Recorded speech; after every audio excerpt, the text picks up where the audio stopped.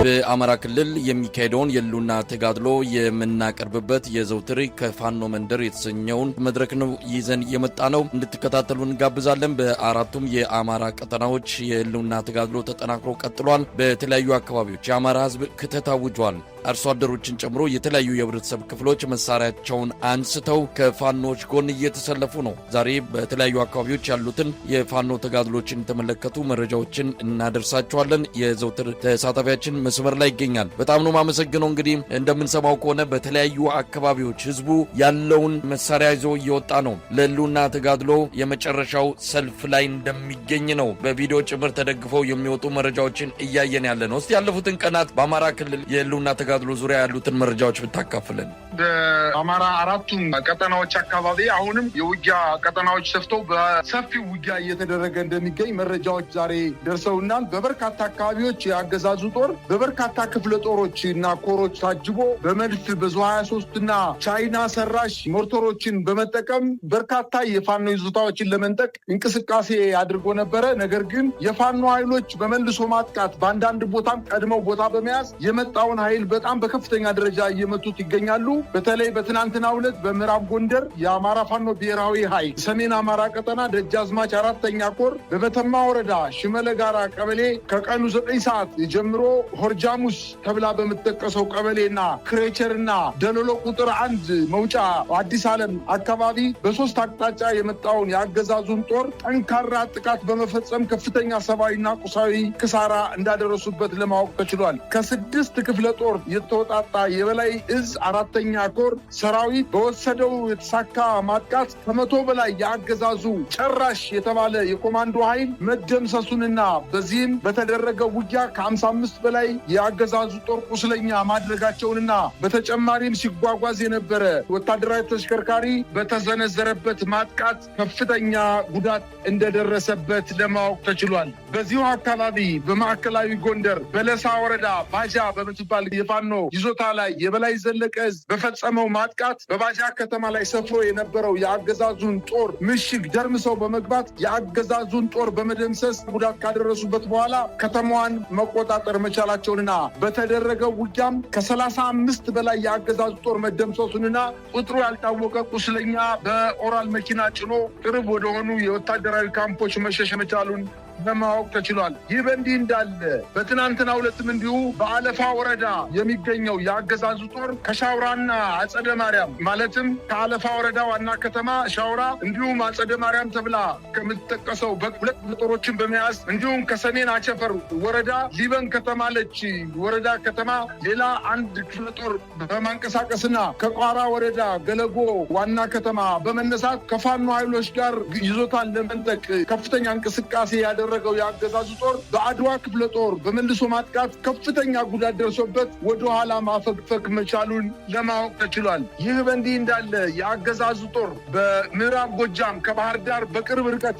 የሚገኙ አፈሳና ናዳ ከሚባሉ ከተሞችን ለመቆጣጠር ከዲኮላ አባይ ማለትም ከወተት አባይ ከተማና ከገርጨጭ ከተማ ወታደራዊ ምሽግ በመነሳት አፈሳንና ናዳን ለመቆጣጠር ያደረገው ጥረት የ102ኛ የአማራ ፋኖ ብሔራዊ ኃይል ምዕራብ አማራ ቀጠና የቴዎድሮስ እዝ የ102ኛ ኮር 22ኛ ክፍለ ጦር 1ኛ ሻለቃ እንዲሁም በዚሁ እዝ የ105ኛ ኮር 55ኛ ክፍለ ጦር የተውጣጣ አንድ ሻለቃ በጋራ በፈጸሙት የመልሶ ማጥቃት ወፈ ሰማይ የሆነ ሰራዊት ወደ ከተማዋ ለመግባት ጥረት ቢያደርግም እነዚህ ሁለት ሻለቃ ኃይሎች መጣውን ከፍተኛ ቁጥር ያለውን መከላከያ ሰራዊት መጥተው መመለሳቸውና በተደረገው ውጊያም መስመራዊ መኮንኖችን ጨምሮ በርካታ የአገዛዙን ጦር መደምሰስ መቻላቸውን ለማወቅ ተችሏል። በሌላ አቅጣጫ በሰሜን ወሎ አካባቢ በራያ ቆቦ የአገዛዙ ሪፐብሊካን ጋርድ የአውጃኖን ክፍለ ጦር ለመምታት ወደ ጮቤ በር የተንቀሳቀሰ ሲሆን እስከዛሬው ቀን ድረስ ከአላማጣ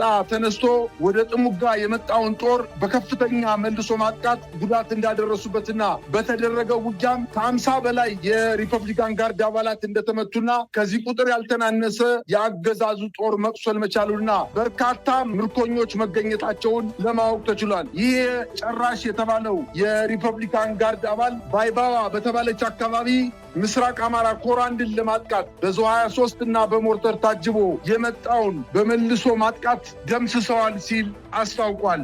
ከዚህም ከዛም ድጋፍ እንዳያገኝ ተደርጎ አሁን በዚህ ሰዓት በተደረገው ውጊያ ጥሙጋ ትምህርት ቤት ሸሽቶ በመግባት ራሱን እየተከላከለ እንደሚገኝ ለማወቅ ተችሏል። ይህ በእንዲህ እንዳለ በቆቦ ከተማ ዙሪያ የዞብላምባ ክፍለ ጦር ከአገዛዙ ጦር ጋር ባደረገው የሌሊት ውጊያ በተለይ ከራኢላና አጣዋ ጋራ በተባሉ ምሽጎች ላይ ጥቃት በመፈጸም የአገዛዙ ጦር ከምሽጉ እንዲወጣ በማድረግ ያንን አካባቢ መልሰው መቆጣጠራቸውን አስታውቀዋል። አሁን ዘግይቶ የደረሰን ዜና አፋባሃ ቴዎድሮስ እዝ የ105ኛ ኮር 66ኛ ክፍለ ጦር ዳንጉር የምትባለውን ከተማ ለመቆጣጠር የመጣውን የአገዛዙ ጦር በተለይ በ5ኛ ሻለቃ ተመታ መመለሷንና እንዲሁም በሌላ አቅጣጫ ከጃዊ ተነስቶ ወደ ደንቀስ ሲጓዝ የነበረ የአገዛዙ ጦር የደፈጣ ጥቃት ተፈጽሞበት ወደኋላ መሸሽ መቻሉን ለማወቅ ተችሏል። በተደረገው ውጊያም 22 ክላሽ የተማረከ ሲሆን 2 ብሬን ሸንሸሎች ተማርከዋል። ከ800 በላይ የብሬን ጥይት፣ ከ1000 በላይ ክላሽ ጥይት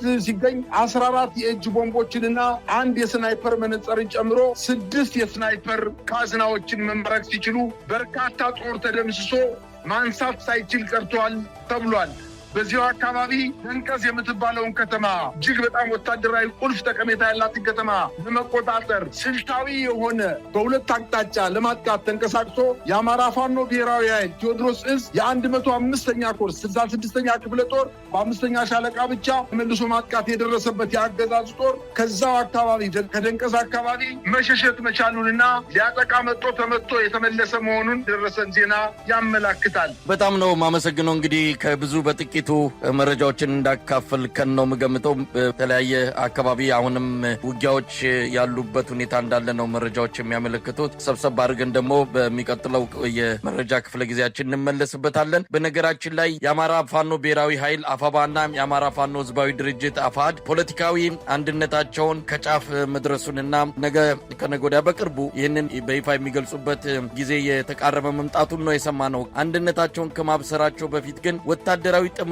ፈጥሮ በተለያዩ አውደ ውጊያዎች የጋራ ማጥቃት በማካሄድ ላይ መሆናቸውን ነው የምንሰማው። በጎንደርም በተለይ በሸዋ አካባቢ የአፋባና የአፋድ ኃይሎች በጋራ ሆነው በአገዛዙ ጥምር ሰራዊት ላይ ድሎችን እየተቀዳጁ እንዳለ ነው የሰማነው። ምናልባት የሁለቱ ቀድሞ የተጀመረው ወታደራዊ ጥምረት ወደ አንድነት የሚወስደውን ጉዞ ያጠናክረዋል የሚል ግምት ነው በብዙዎች ዘንድ የተወሰደው። እዚህ ላይ ምን ማለት ይቻላል? መሳይ፣ በአጠቃላይ እኮ የአማራ ፋኖ ህዝባዊ ድርጅትና የአማራ ፋኖ ብሔራዊ ኃይል ሁለቱ አደረጃጀቶች በሰራዊት ደረጃም በአብላጫውም ደግሞ በአመራር ደረጃም ተጣልተውም ተጋጭተውም እኮ አያውቁም። አንዳንድ በግለሰብ ደረጃ ነገርን ከዚህና ከዛ እንዲሆን በማድረግ ከመንግስት ተልዕኮ ተሰጧቸው የገቡ ኃይሎች ተቀራርበው ተቀምጠው ውይይት እንዳያደርጉ ስለነበር ነው እንጂ ሁለቱ ኃይሎች እኮ 2 ዓመቱ ናቸዋል እኮ በተለያየ አቅጣጫ ከፍተኛ የሆነ ትብብር ሲያደርጉ ነው የነበሩት። በተለይ በጎንደርና በሸዋ አካባቢ እንዲሁም በወሎ አካባቢ ከፍተኛ የሆነ የጋራ ትንቅንቅ አድርገው የጋራ ድሎችንም ተጎናጽፈዋል። በተለይ የዛሬ 2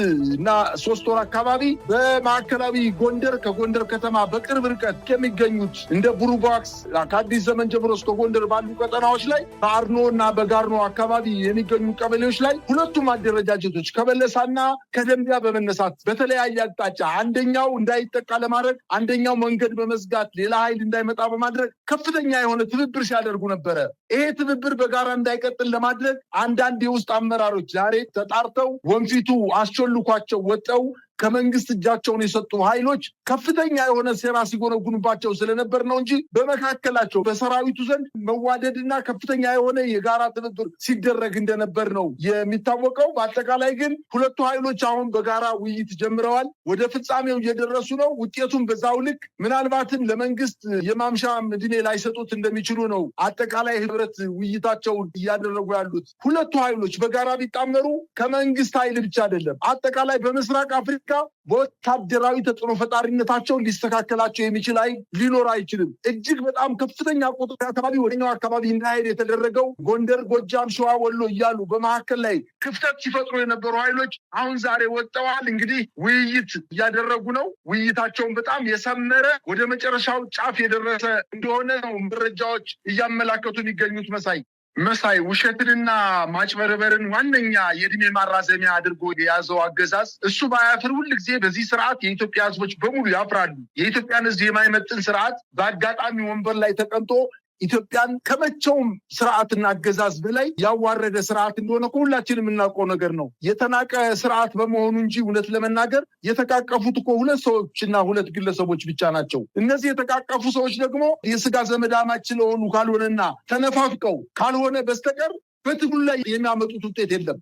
ሁለቱ የስጋ ዝምድና እንዳላቸውና ከዚህ በፊትም አንደኛው በግራ አንደኛው በቀኝ ሆኖ የአማራን ህዝብ ተደራጅቶ እንዳይታገል ለማድረግ ሁለቱም በተለያየ ጎን በተለያየ የትግል ስልት ገብተው የአማራን ህዝብ ሲያስጨፈጭፉ የከረሙ የነሱ መተቃቀፍ የናፍቆት መተቃቀፍ ብቻ ካልሆነ በስተቀር በአማራ ህዝብ ትግል በፍጹም ለውጥ ሊያመጣ አይችልም። በነገራችን ላይ ትግሉ አሁን ከደረሰበት ደረጃ ካየነው በግለሰቦችና በቡድኖች ሊጠመዘዝ የሚችል ደረጃ ላይ አይደለም ያለው። ፋኖ ከመንደር ወጥቶ አሁን ቀጠናዊ ተጽዕኖ ፈጥሯል ነው ያለው አስረስ ማረ። ቀጠናዊ ተጽዕኖ መፍጠር የሚችል ኃይል ደረጃ ላይ ደርሷል። አጠቃላይ የፋኖ ኃይሎች ከእንግዲህ በኋላ ተገፍተው የማይወድቁ እጅግ በጣም ተራራ ትልቅ ቋጥኝ ሳይሆን ተራራ ደረጃ ላይ የደረሱና የመንግስት ኃይል ደግሞ በየቀኑ እየከሰመ እየደከመ የመዋጋት ሞራሉ እየቀዘቀዘ እየጠፋ እየተተካም ቢሆን የመዋጋት ልምድ የሌለው ሰራዊት በአማራ ክልል ዶ የድሃ ልጅ እያለቀበት ያለ ትግል